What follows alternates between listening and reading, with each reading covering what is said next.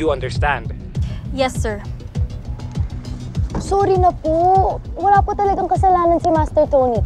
Ako po talaga dahilan kung bakit di po namin nasagot yung tawag niyo agad. No, sir. Ako po yung senior, so it's my responsibility. Okay. Isisend ko sa inyo ang picture ng vigilante na kailangan niyong mahuli. Ipapadala ko rin ang ibang detalye. Yes, sir.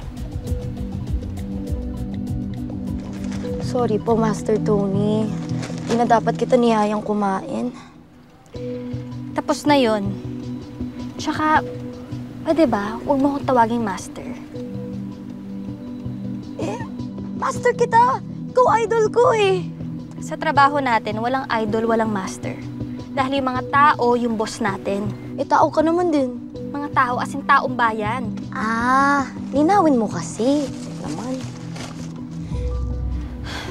Paano ka ba napunta rito, ha?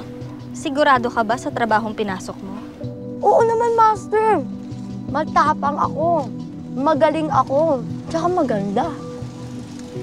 Ano naman kinalaman ng ganda mo dito? Ano ka ba? Master, kapag may kalaban tayo, tapos nagandahan siya sa akin, madidistract siya. Charm, huwag mong gawing biro tong trabaho natin, ha? Dahil anytime, pwede tayong mamatay. Alam ko naman yun. Charm, tandaan mo, ha? Kapag lumalaban tayo, para tayo nakikipagsayawan kay kamatayan. Opo. Ato, kain ka. O, teka, saan ka pupunta? Ganito ko siya lalabanan. Hey. Charm, hindi ka ba nahihiya sa ginagawa mo? Ay, hindi po ako nahihiya. Gusto niyo pag-win ko pa po sa labas. Bahala ka dyan.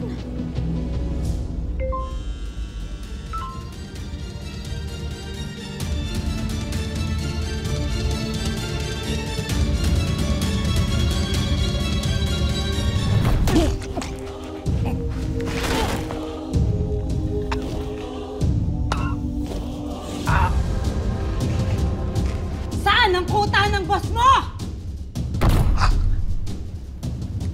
Wala akong alam. Hindi ka magsasalita.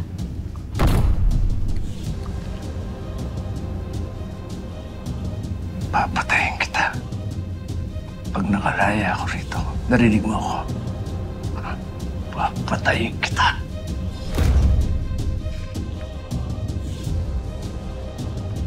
Huwag mo akong tinatakot sa kamatayan. Napagdaanan ko na yan. At ito ang sasabihin ko sa'yo. Hanggat nabubuhay ang mga taong tulad mo, hindi ako mamamatay. Tingnan natin kung hindi ka magsalita.